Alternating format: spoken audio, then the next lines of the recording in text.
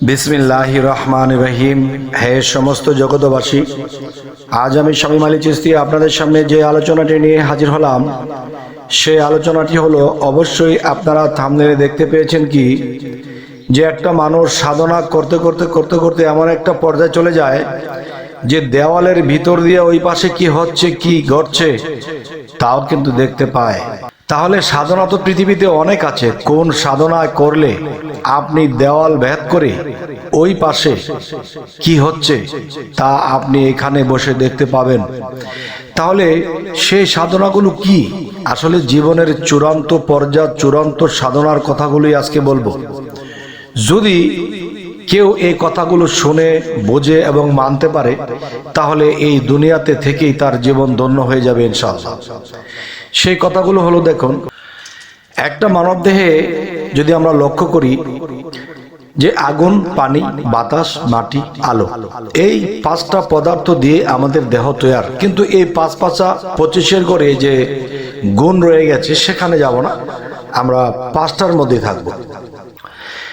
সেই পাঁচটা বিষয় কি দেখেন, যে মানুষের মধ্যে যে পানি, রক্ত আছে, এটা শুদ্ধ হতে হবে, এবং মানুষের মধ্যে যে মাংস, যে মাটি, এটাও শুদ্ধ হতে হবে, এবং চোখের দৃষ্টিপাত, যে আলোক শক্তি, সেটাও শুদ্ধ হতে হবে, এবং মানব দেহের ভিতরে যে গরম আগুন, যে আগুন, পানি, বাতাস, মাটি, যে পাঁচটা জিনিস দ্বারা দেহের তৈরি হয়েছে।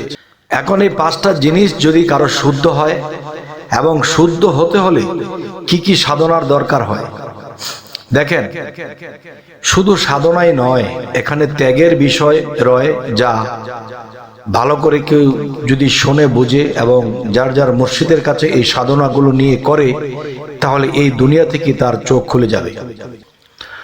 কথাগুলোর প্রথম থেকে যদি আমরা আসি, তবে দেখেন যে প্রথমত আপনার কামেল মুর্শিদ ধরতে হবে, এবং আপনার বয়সটা হতে হবে মোটামুটি, দেখা গেছে 20, 21 বা 25, কমপক্ষে 30 বছরের আগেই আপনার এই সাধনা গ্রহণ করাটা উচিত।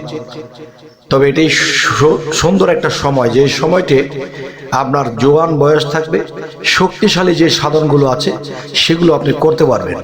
বয়স হয়ে গেলে সেটা সম্ভব হয় না। তাই কিন্তু বলা হয়েছে সময় গেলে সাধন হবে না। তবে সময় গেলে সাধন হবে না, সব সাধন কিন্তু এরকম নয়, তবে কিছু সাধন আছে সেগুলো সময় গেলে হবে না। জোয়ান বয়সে আপনি যে শক্তির যে সাধনগুলো করবেন, সেগুলো আপনি বৃদ্ধ হয়ে গেলে বা বয়স হয়ে গেলে কষ্ট হয়ে যাবে, দেখা গেছে যে সমস্যা দেখা দেবে, আর জোয়ান বয়সে সেটা সমস্যা দেখা দেয় না। তাহলে বলবো, সেই সাধনাগুলো দেখুন, মুর্শিদের কাছে যাওয়ার পরে আপনার আনুষঙ্গিক যে সাধনাগুলো আপনাকে 6 মাস চালাবে, যে তুমি এই নাম, এই জপ, এই দমে তুমি থাকো, এই ধ্যানে তুমি থাকো। এরপরে আপনার মুর্শিদের কাছে যদি আপনি মনোবাঞ্ছা পূরণ হওয়ার জন্য, যে দেখা যায় যে আমি সাধনার দ্বারা আমি এখানে পৌঁছবো, আমি সেখানে পৌঁছবো, যে দেয়ালের ভিতর দিয়ে তাকাবো, দেয়ালের ওই পাশে কি হয় তা আমি মোরা এই দিকে বসে আমি সেই দিকের খবর বলে দেব। আচ্ছা, তাহলে যদি এমন কোনো সাধনা আছে, সেগুলো আপনার মুর্শিদ আপনাকে দিবে। সেই সাধনাগুলোর ইঙ্গিত আমি করছি আপনাকে, যে কমপক্ষে 4 থেকে 5 প্রকার, 4 থেকে 5 প্রকার দমের সাধনা আছে, এটিও আপনার মুর্শিদ আপনাকে দেবে। এবং আরেকটি সাধনা আছে, সেটি হলো কি, আমাদের যে চর্মচক্ষু, এই চর্মচক্ষুর ভিতরে কিন্তু লেন্স চক্ষু যাকে বলা হয়, যা দূরেরটা কাছে আনে, কাছেরটা দূরে আনে, দূরে নেয়। তো এই যে বিষয়গুলো আছে, যে বিজ্ঞান কিন্তু দেখা গেছে যে মানব যে বিষয়টা, এটাকে রিসার্চ করে কিন্তু তারা অনেক কিছু করেছে, দেখিয়েছে। সেই বিষয়গুলো দেখুন, যে লেন্স চক্ষু যাকে বলা হয়, যে দূরের জিনিস কাছে আনা, কাছের জিনিস দূরে নেওয়া।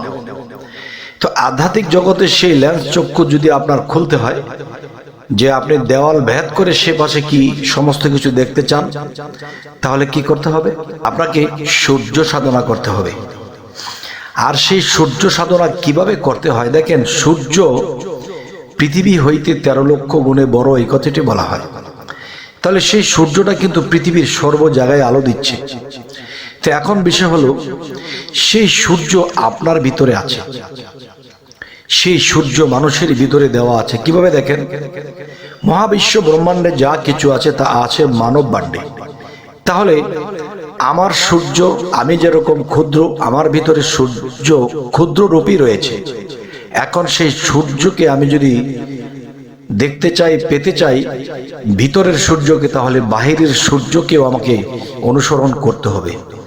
আর সেই সূর্য সাধনা কিভাবে করতে হবে এবং কোন নিয়মে কিভাবে করলে আপনার ভিতরে যে আরো আলোকপাত আছে, বা যে আপনার ভিতরে যে দিব্য চক্ষুর ভিতরে যে অন্ধকার লুকিয়ে আছে, আচ্ছন্ন হয়ে আছে, সে আচ্ছন্ন পর্দাগুলো কেটে যাবে। তখন দেখবেন যে এই চক্ষু দিয়ে আপনি সেই জিনিস দেখতে পাচ্ছেন। এবং দিব্য চক্ষু বা জ্ঞান চক্ষু যাকে বলা হয় সেটা আরেক বিষয়, কিন্তু যে এখন যেটা বলছে সেটা হলো আরেক বিষয়। দেখুন, যখন একজন মানুষ সূর্য সাধনা করবে, এই সূর্য সাধনা করার আগে কিন্তু কিছু কাজ আছে। সূর্য সাধনা করার আগে যে কাজগুলো আছে, সেই কাজগুলো কি? সেই কাজগুলো যে আপনার মুর্শিদ আপনাকে কিছু মন্ত্র বা কিছু পাঠ করার বিষয় আছে, এগুলো দিবে। এখন যদি বলেন যে আপনি সেই মন্ত্রগুলো বলে দিন, না বাবা, যে মাঠে হাড়ি ভাঙার কথা কিন্তু আল্লাহ বলেনি। আল্লাহ বলেছে আমার গোপন বস্তু, গোপন জিনিস গোপনেই শিখো, গোপনেই করো। তাহলে আমার ভিতরে, আপনার ভিতরে যে সূর্যটা আচ্ছন্ন হয়ে আছে, সেই সূর্যকে জাগাতে হলে কিন্তু বাহ্যিক সূর্যের সাধনা লাগবে। এবং রাতের গভীরে আপনার মুর্শিদের রূপ স্রোত ধ্যান লাগবেই। তার মধ্যে দিনের বেলায় সেই সূর্য সাধনা আছে। সেই সূর্য সাধনা কিভাবে শুরু করবেন, কোনভাবে তাকাবেন, কোনভাবে কি করবেন, এগুলো আপনার মুর্শিদ আপনাকে বলে দিবে। যদি কোনো দিন আপনি এই সূর্য সাধনা সাকসেস করতে পারেন, তখন আপনি কি দেখতে পাবেন?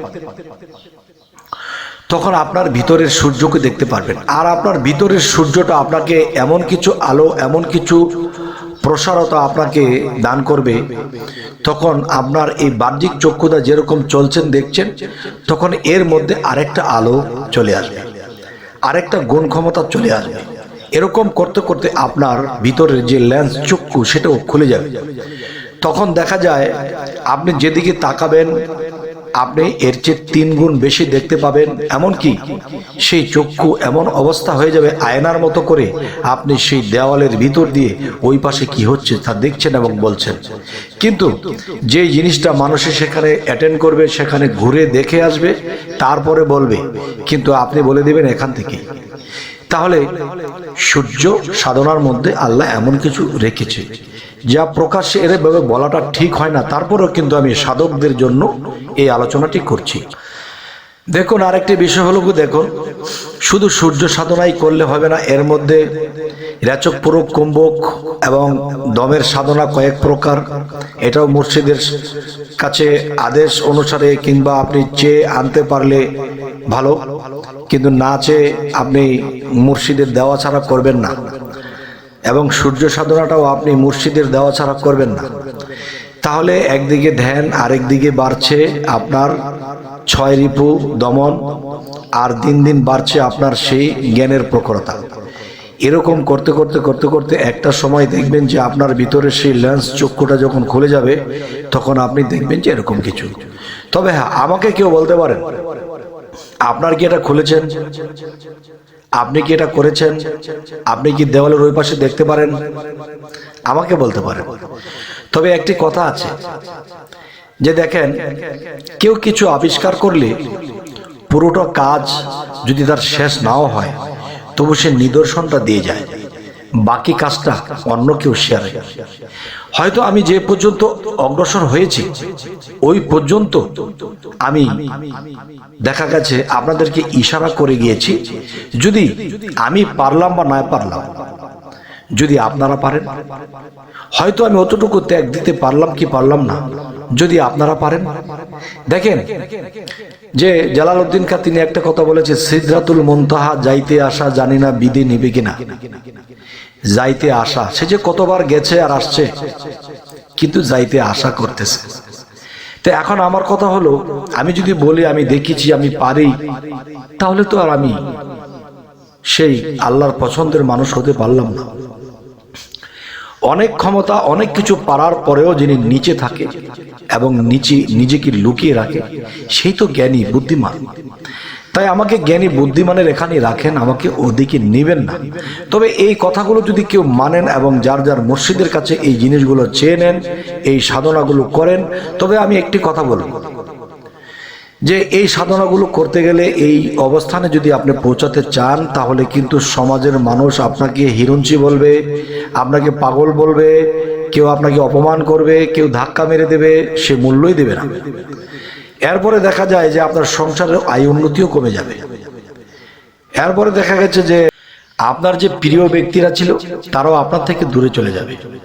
কারণ দেখেন, একটা লোহা যখন আগুনে পোড়া দেয় তখন কিন্তু সে কালচেটে হয়ে যায়। তারপরে কিন্তু লোহাকে পুড়তে পুড়তে পুড়তে পুড়তে পিটাতে পিটাতে একটা সময় তার ভিতর থেকে চকচকাটা বের হয়। আর চকচকাটা যখন বের হয় তখন কিন্তু সেই চকচকার মধ্যে আপনার নিজের চেহারাটাও দেখা যায়। আর জং ধরে যখন ছিল তখন কিন্তু পাওয়া যায়নি। তাই একটা লোহা যদি কেউ আগুনে দিতে থাকে আর পিটাতে থাকে তখন কিন্তু তার থেকে চকচকা বের হয়।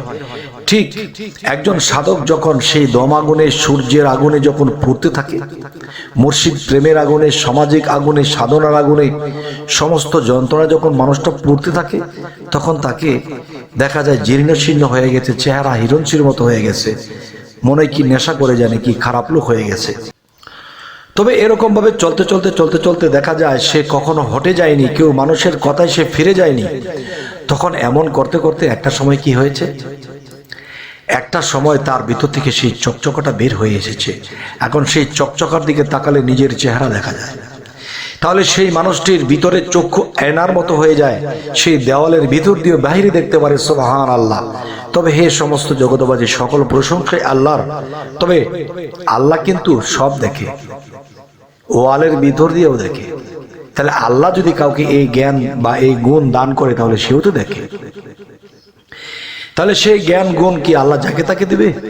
সেই জ্ঞান গুণ তো আল্লাহ যাকে তাকে দিবে না, তাকেই দেবে যে চেষ্টা করেছে, সাধনা করেছে। তখন তার প্রতি আল্লাহর মায়া হয়, তখন আল্লাহ তাকে সেই গুণ দান করে, তখন তিনি এটা দেখতে পায়। লোকনাথ ব্রহ্মচারীর জীবনে ওটি দেখা গেছে যে সে অনেক দূর থেকে এক সারি পিঁপড়া উপর দিকে উঠছে এবং নামছে। সবাইকে যখন দেখতে বললো, তারা কিছুই দেখছে না। যখন কাছে গিয়ে দেখলো যে হ্যাঁ, এক সারি পিঁপড়া নামছে এবং উঠছে। তাহলে বোঝা গেল কি তিনি এইখান থেকে দেখছে।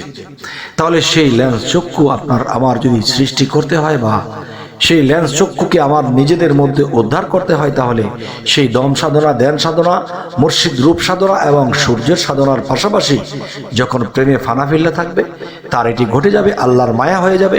তখন আল্লাহ তাকে সেই শক্তি, সেই পাওয়ার দান করবে। তবে হে সমস্ত জগতবাসী, আজকের এই আলোচনাটি এই জন্যই করলাম, যারা সাধক জগতে আছে তারা যদি এই সাধনাগুলো সংগ্রহ করে, অবশ্যই অবশ্যই তার পক্ষে এটা কোনোদিন সম্ভব হবে। তবে এটা কি একদিনে দুই দিনে সম্ভব? এটা বহুদিন করতে করতে করতে করতে যখন আল্লাহর মায়া হয়ে যাবে, তখন আল্লাহ আপনাকে সে পাওয়ার দান করে দেবে। তাই এরকম আলোচনা পেতে অবশ্যই আমাদের চ্যানেলটিকে সাবস্ক্রাইব করে রাখবেন। সামনে কি ধরনের আলোচনা চাইছেন তাও জানাবেন। সকলে ভালো থাকবেন। আল্লাহ হাফিজ।